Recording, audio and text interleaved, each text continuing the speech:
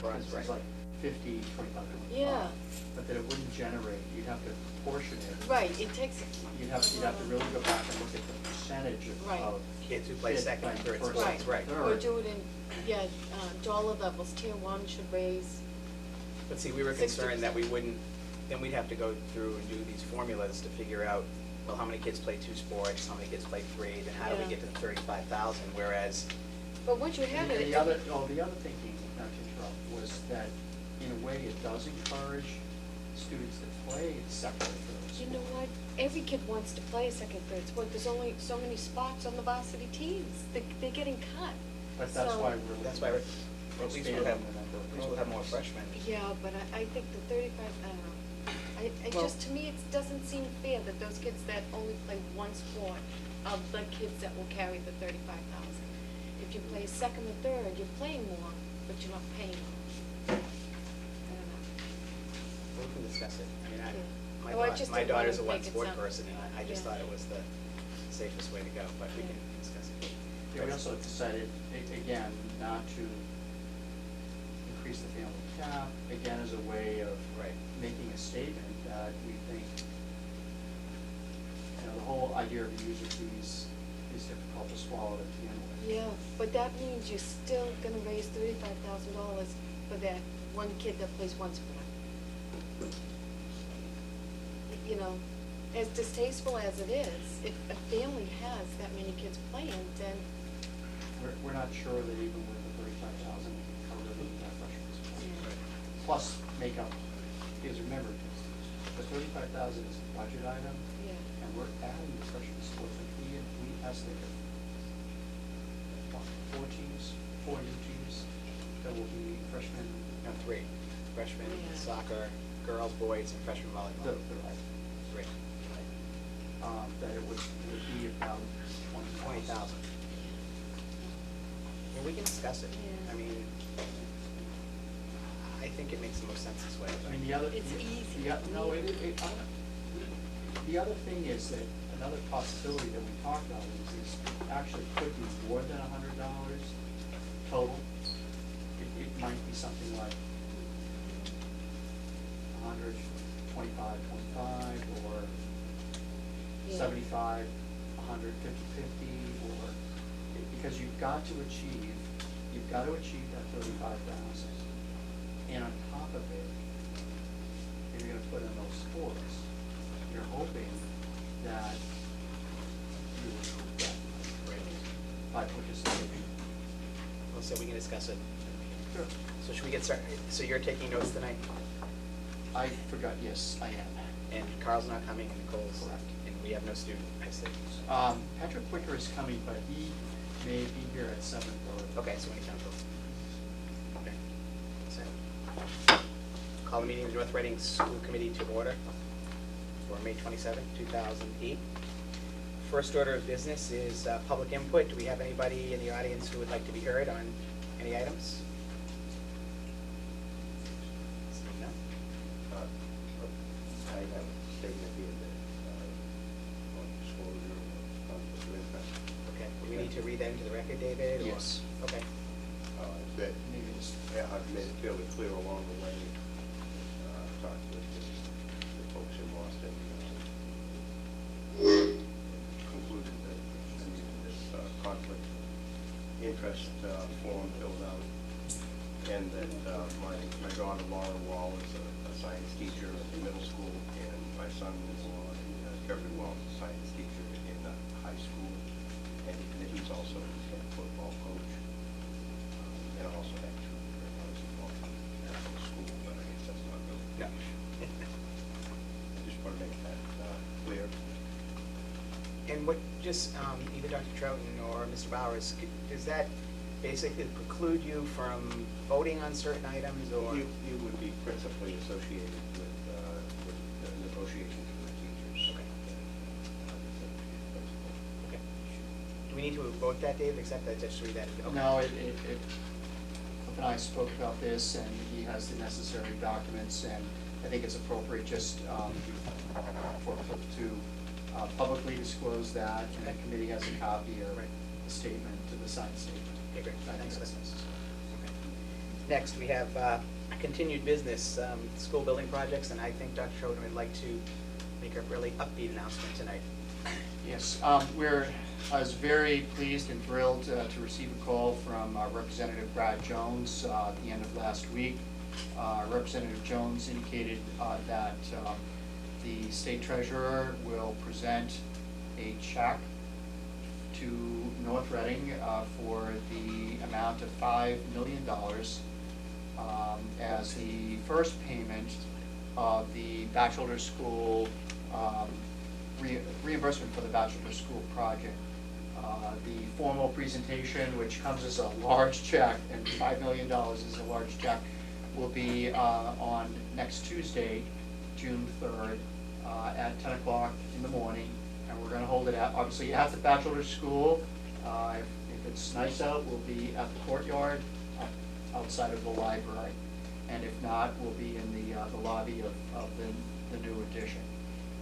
Representative Jones, as you know, we're in the middle of providing the Mass School Building Authority with the necessary documents to complete the financial audit on the project.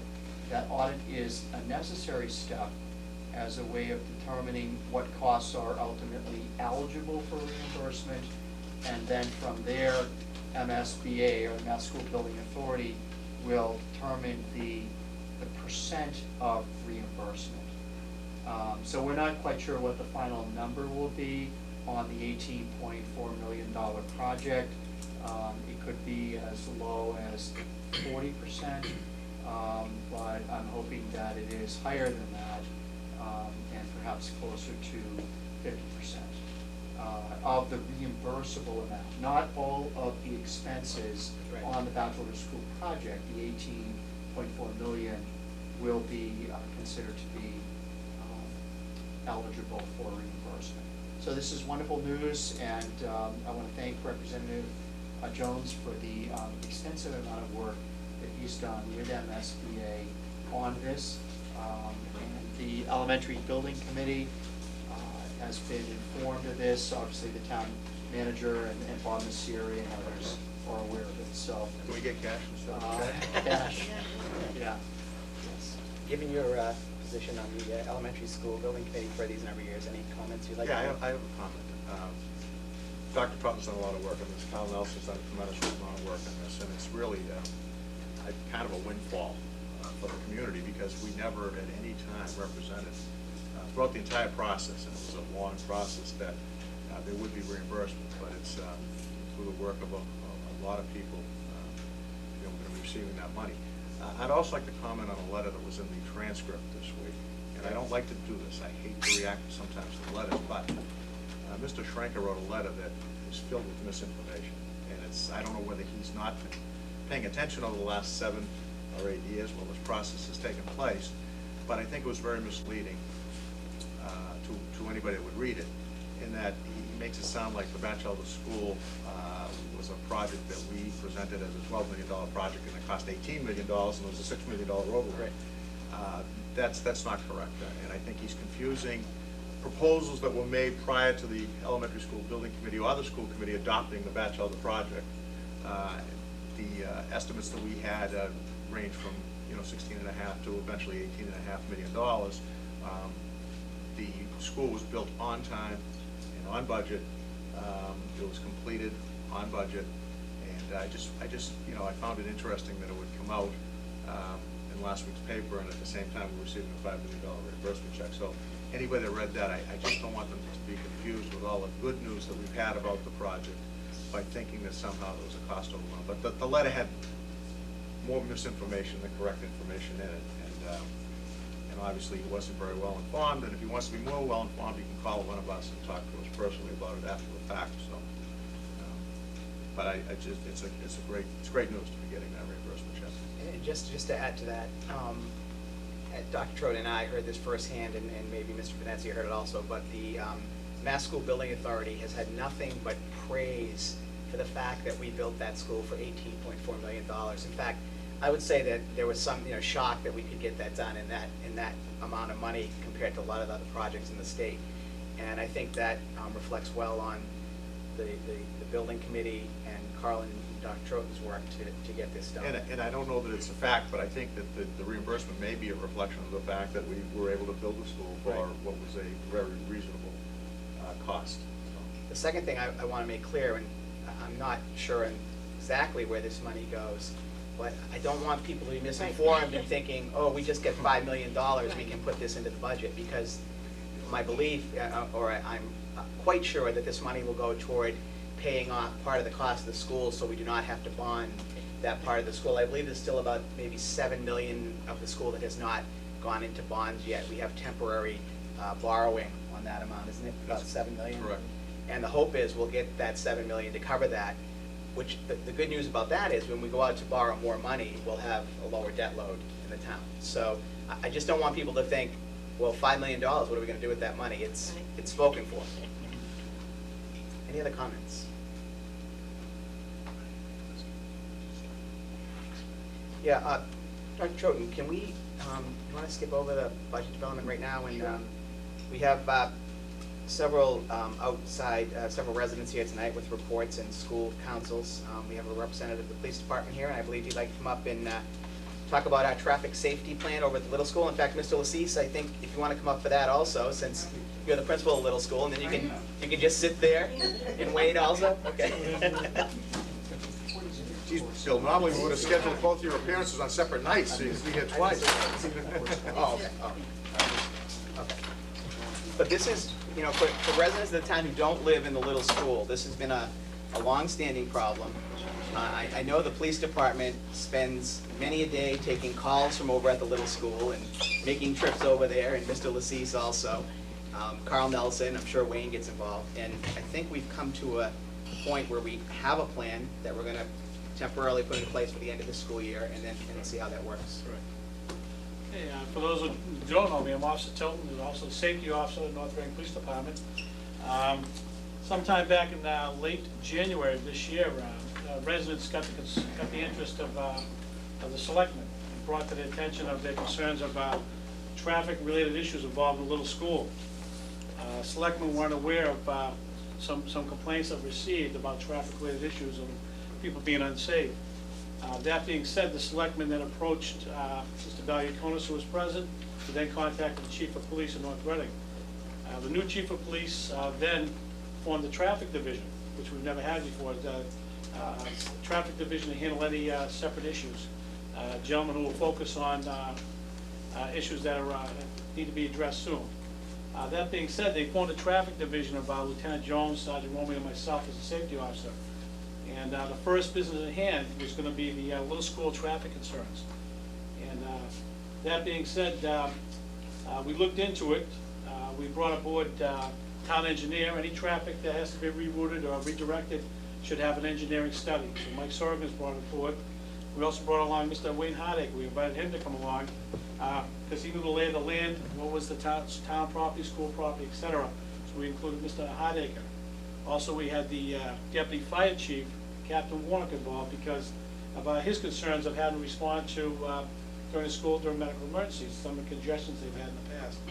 So that traffic team was formed of the gentlemen I mentioned.